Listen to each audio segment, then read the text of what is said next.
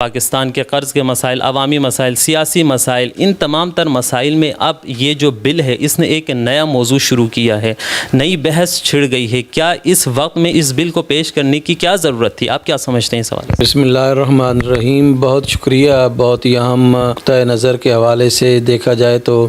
اہم موضوع ہے جس پر آج پورے پاکستان میں ڈیبیٹ چل رہی ہے کہ یہ بل جو ہے وہ اس میں جو ترمیم لائی گئی ہے توہین صحابہ و اہل بیت امہات المومنین میں، تو یہ ایک ایسے وقت پر لائی گئی ہے کہ جب پاکستان جو ہے وہ مختلف بحرانوں کا شکار ہے، تو اس وقت جو ہے وہ اس کی کیا ضرورت محسوس کی گئی۔ میں یہ سمجھتا ہوں کہ چونکہ موجودہ حکومت جو ہے وہ بہت سارے بحرانوں کا شکار ہے اور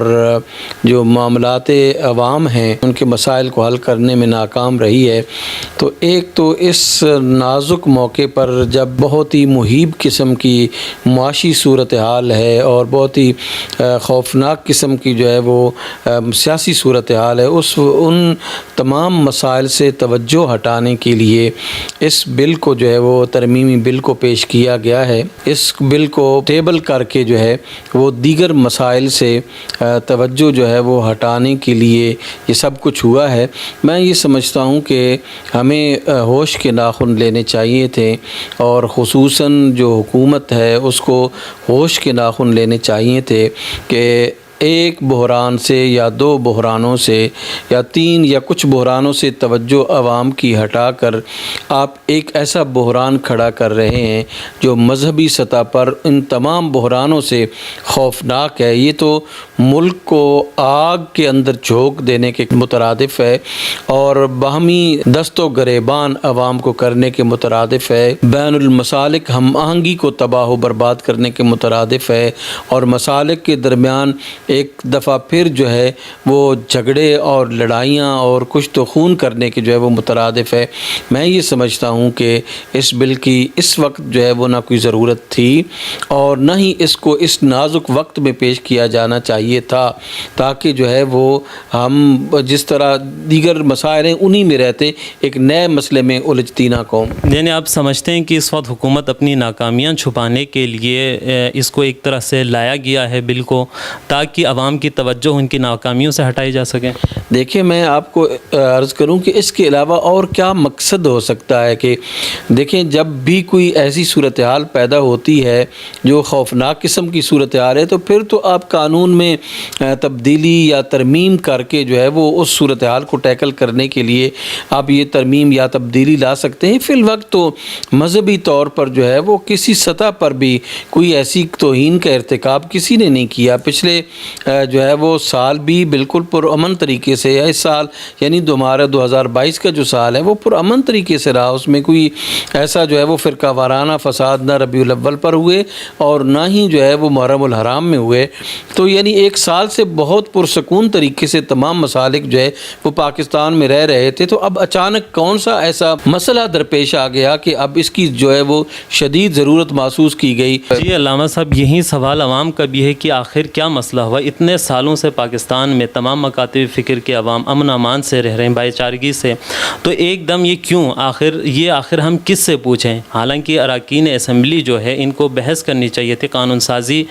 آنکھیں بند کر کے انہوں نے کی گئی ہے۔ یہ پاکستان، اگر ہم پاکستان کے آئین کی طرف دیکھیں تو یہ جو مذہبی آزادی ہے اس کی منافی ہے یہ بل، تو آخر اس کی وجوہات کیا ہو سکتی ہیں؟ کہ دیکھیں، میں آپ سے گزارش کروں کہ جس جماعت کے ایک ہی اکلوتے رکن نے جو ہے وہ اس بل کو پیش کیا ہے، اس جماعت نے میں یہ سمجھتا ہوں کہ پورے پاکستان میں آگ لگانے کی کوشش کی ہے۔ میں یہ سمجھتا ہوں کہ اس کو یعنی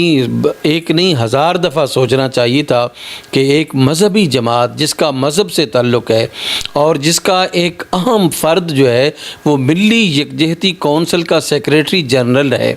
اور یعنی تمام مسالک کا ایک پلیٹ فارم ملی یکجہتی کونسل ہے، اس ملی یکجہتی کونسل کا جنرل سیکریٹری ایک اسی یعنی جماعت اسلامی کا ایک اہم فرد جو ہے وہ اس ملی یکجہتی کونسل کا جنرل سیکرٹری ہے، جو داعی ہے پلیٹ فارم اتحاد امت کا، اور مسائل کو حل کرنے کے حوالے سے اسی جماعت کے ایک فرد نے جو ہے وہ بل پیش کر دیا۔ تو میرا خیال ہے کہ اس جماعت کو ہوش کے ناخن لینے چاہیے تھے، یا تو یہ یعنی ایسی صورتحال ہے کہ میں اس پر تبصرہ کیے بغیر نہیں رہ سکتا کہ یا تو یہ کسی کے ایما پر کیا گیا ہے، یا اس جماعت کو جو ہے وہ اس یعنی ملک کے جو ہے معروضی حالات کا ادراک نہیں ہے کہ وہ کس طرح جو ہے وہ اس صورتحال میں ایسا بل پیش کر سکتی ہے کہ وہ پورے ملک میں جو ہے وہ آگ لگ جائے۔ تو میں کہتا ہوں کہ یہ کوئی بہت ہی غیر دانشمندانہ فیصلہ کیا گیا ہے اس مذہبی جماعت کی طرف سے، ایسا نہیں ہونا چاہیے تھا۔ ہمیں منافقانہ رویوں سے نکل کر جو ہے وہ اللہ اور اس کے رسول کے لیے اس ملک کی اصلاح اور اس ملک میں امن و آشتی کو قائم رکھنے کے لیے اقدامات کرنے چاہیے، نہ کہ کسی ایسے اشارے پر کام کرنے چاہیے کہ مفادات اسلام جو ہے یا مفادات پاکستان براہ راست متاثر ہوں۔ یہ بالکل غیر دانشمندانہ فیصلہ ہے۔ اچھا مفتی صاحب، یہ جو ٹرینڈ چل رہا ہے کہ توہین صحابہ یا توہین رسالت یا توہین امہات، اس ٹرینڈ میں چونکہ اس کا معین کون کرے گا کہ آخر یہ کیا؟ آپ حالیہ کراچی کا ایک واقعہ دیکھ لیں، وہ کرسچن لڑکی کے ساتھ ایئرپورٹ پہ جو مسئلہ پیش آتا ہے، پارکنگ کا مسئلہ ہوتا ہے اور وہ بندہ اس کو دھمکی دے رہا ہوتا ہے کہ بھائی میں آپ کے اوپر توہین رسالت کا میں ادھر آپ کے اوپر الزام لگاؤں گا، پھر دیکھنا۔ یعنی اب اس کو لوگ اپنی ذاتی یا نہ ذاتی مفادات کے لیے بھی اب یہ استعمال کر رہے ہیں۔ اس کی ایک تو یہ کہ اس کی حدود کون اور کس طرح معین کریں، دوسرا اس ٹرینڈ کو کیسے روکا جا سکتا ہے؟ دیکھیں، میں آپ کو بتاؤں کہ ایک تو ہے کہ اس بل کی ضرورت کیا تھی۔ اس بل کی ضرورت چندہ کوئی نہیں تھی، بالکل اس کی ضرورت جو ہے وہ نہیں تھی۔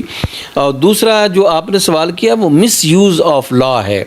یعنی ایک قانون کو مس یوز آپ جو ہے وہ کرتے ہیں۔ تو مس یوز کے حوالے سے میں آپ کو عرض کروں کہ جو 295C ہے، اس کو بھی بہت زیادہ مس یوز کیا جا رہا ہے۔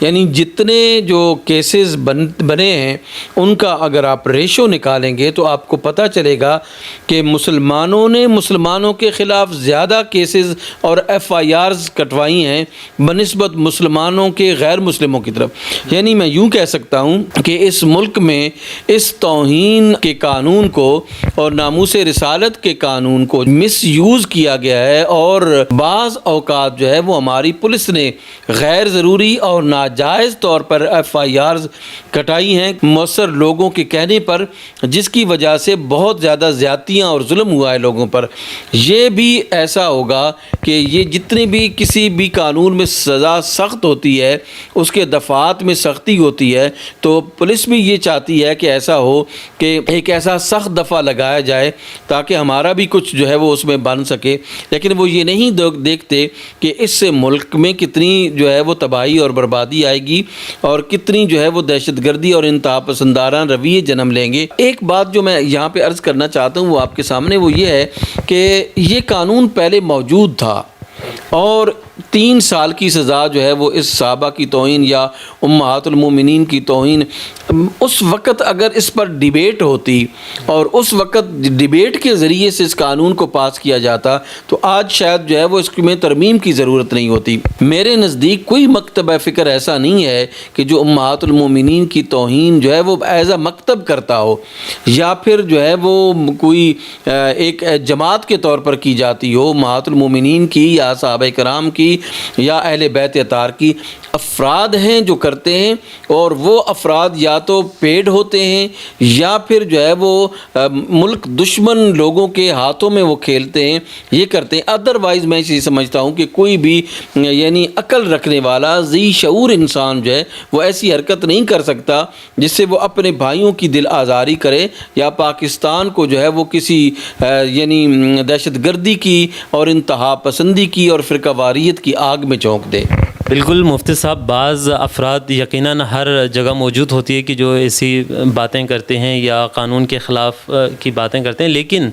ایک بات یہ ہے کہ ابھی اس میں دیکھیں اہل سنت یا اہل تشیع جو بھی میجورٹی ہیں، ان میں ایسا کوئی ایشو ابھی تک دیکھنے میں نہیں آیا کہ توہین رسالت کی انہوں نے کوئی بات کی ہو یا امہات کی، لیکن ہم دیکھتے ہیں کہ ایک خاص ٹولہ ہے، ٹولے ہی ہم کہیں چونکہ ان کی تعداد کم ہے، وہ پریشرائز کرتے ہیں اور وہ عوام کو بھی اکساتے ہیں۔ بعض موقعوں پہ وہ سری لنکن افراد کے اس وقت بھی ہم نے دیکھا۔ اس کے علاوہ ابھی آپ نے تھانے اور پولیس کی بات کی، تو بعض اوقات ہم دیکھتے ہیں کہ تھانوں پر بھی انہی کا پریشر ہوتا ہے، باہر دھرنے دیے جاتے ہیں، یا یہ نہیں کہ بھائی آپ کیس کیا ہے اس کے اوپر تحقیقات کریں، یہ نہیں، بلکہ پریشرائز کے ذریعے یہ کی جاتی ہے۔ تو اس ٹولے کو کیسے روکا جائے؟ دیکھیں، میں یہ سمجھتا ہوں کہ ہمیں دونوں طرف کو دیکھنا چاہیے۔ آپ دیکھتے ہیں آصف الوی یہاں پہ آیا، اس نے کتنی آگ لگائی، اور پھر ایسے لوگ جو ہیں وہ تو انتظار میں ہوتے ہیں کہ کوئی ایسی توہین آمیز بات ہو اور ہم اپنا جو ہے وہ کام کریں۔ میں یہ سمجھتا ہوں کہ یہ جو باہر سے لوگ آ رہے ہیں اور مجالس پڑھتے ہیں، جن کے پاس علم نہیں ہے، جو پاکستان کے معروضی حالات جو ہے وہ ان کو نہیں جانتے، یا میں یہ کہہ سکتا ہوں کہ ان کو جو ہے وہ لایا جاتا ہے یہاں پر جو ہے وہ، یعنی جو ہمارے ملک کے خلاف یعنی لوگ اسٹیٹس ہیں یا ہمارے ملک کے خلاف جو ہے وہ اینٹی جو پاکستان جو قوتیں ہیں جو آؤٹ آف پاکستان ہیں، وہ چاہتی ہیں کہ اس ملک میں فرقہ وارانہ فسادات ہوں، تو لوگ ادھر سے آتے ہیں اور پھر وہ توہین کا ارتکاب کرتے ہیں، اور ان لوگوں کو یہ جو یہاں اندر انتہا پسند اور شدت پسند اور دہشت گردانہ رویہ رکھنے والے لوگ ہیں، ان کو پھر جو ہے وہ مل جاتا ہے ایک یعنی جگہ مل جاتی ہے، ایک سٹیک مل جاتا ہے کہ وہ پھر پورے ملک میں آگ لگاتے ہیں، اور پھر قتل و غارت کا بازار گرم ہوتا ہے، املاک کو نقصان پہنچتا ہے۔ اصل مقصد جو ہے وہ یہ نہیں ہے کہ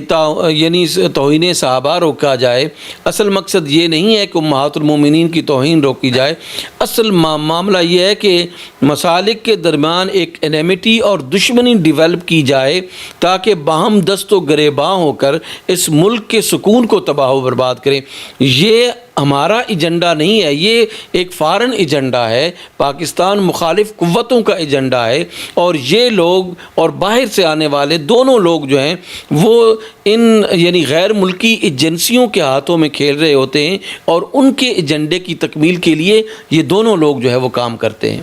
اچھا مفتی صاحب، بعض اوقات ہم دیکھتے ہیں کہ چونکہ آئین پاکستان بھی اور قائد اعظم کا نظریہ بھی یہی ہے کہ یہاں پہ مذہبی آزادی ہے، ہر مسلک اپنے نظریے کے مطابق یہاں پر عمل کر سکتے ہیں، اور اگر ہم تاریخی کتب کے حوالے سے بھی دیکھیں، تاریخی حقائق کے حوالے سے دیکھیں، تو ہر مکتب کی جو اپنی تاریخی اہمیت کے حامل کتابیں ہیں، اس میں چونکہ تاریخ ہے، مختلف واقعات ہیں، مختلف حادثات ہیں، مختلف مثلاً کسی کی سوانح حیات ہے، یا اس حوالے سے مختلف چیزیں ہیں، اور ہر مکتب کی تقریباً نظریات کے حساب سے اگر آپ پوری کتابیں دیکھیں تو وہ دوسرے نظریات سے نہیں ملتی، بعض وقت اختلافات ہوتی ہے۔ تو اب اگر کوئی بندہ اپنے کسی محفل میں اپنی تاریخی حقائق اگر وہ بیان کریں، بعض اوقات یہ ہوتا ہے کہ وہ مثلا ایک پبلک پلیس پہ جس میں ہر کوئی ہو، وہاں پہ چلو ہم اس کی روک تھام کر سکتے ہیں۔ ابھی آپ اپنے گھر میں ایسے کچھ کرتے ہیں اور کوئی غلطی سے کوئی ویڈیو بنا دی یا کچھ کر دیں، وہ اپنے مسلک کی بیانی کر رہے ہوتے ہیں، یعنی اس میں کوئی غیر چیز یا کوئی داخل نہیں کرتے ہیں، جو اس کی اپنی تاریخی کتب میں موجود ہے، جو حدیث موجود، وہ بیان کر رہے ہوتے ہیں۔ بعض اوقات ایسی ہم نے ایشوز دیکھیں جس پر بھی ایف آئی آر کٹ رہی ہوتی ہے اور توہین رسالت، توہین صحابہ کا نام دیا جاتا ہے، تو یہ کیوں؟ دیکھیں، یہ بڑا اہم سوال ہے جو آپ نے کیا ہے۔ میں یہ سمجھتا ہوں کہ ہمیں اس تناظر میں دیکھنا چاہیے کہ